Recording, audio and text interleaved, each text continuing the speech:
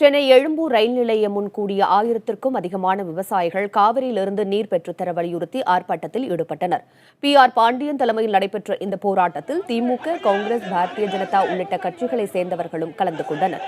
Delta விவசாயிகளை காக்க உரிய நேரத்தில் காவிரி தண்ணீரை பெற்றுத்தர மத்திய, மாநில அரசுகள் நடவடிக்கை எடுக்க வேண்டும் என போராட்டத்தில் கலந்து கொண்டு பேசிய குமரி அனந்தன் வலியுறுத்தினார்.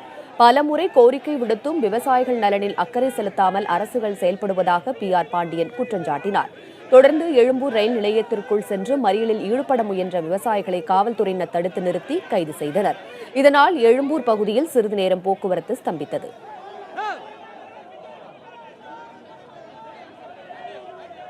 ஒவ்வொரு மாநிலமும் அவரவர் பகுதியிலே வருகின்ற ஆற்றிலே அணையை கட்டினால் இந்த நாடே வறுமையிலும் பஞ்சத்திலும் அடிபட்டுவிடும். விவசாயிகள் சாகுபடி செய்தால் அந்த நெல்லை கொள்முதல் செய்ய வேண்டும்.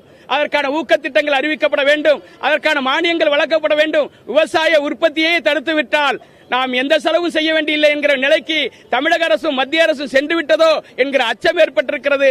ஆனால் அந்த விவசாயத்தை நம்பிதான் எங்களுடைய வாழ்வாதாரம் இருக்கிறது, எங்களுடைய பிள்ளைகளுடைய படிப்புகள் இருக்கிறது, எங்களுடைய பிள்ளைகளுடைய திருமணங்கள் இருக்கிறது, எங்களுடைய குடும்ப வாழ்க்கையை அந்த விவசாயத்தை நம்பி இருக்கிறது. தயவு செய்து எங்களுக்கு தண்ணீரை பெற்றுக் கொடுக்க முன்வாருங்கள் என்று வலியுறுத்தித்தான் இந்த போராட்டம்.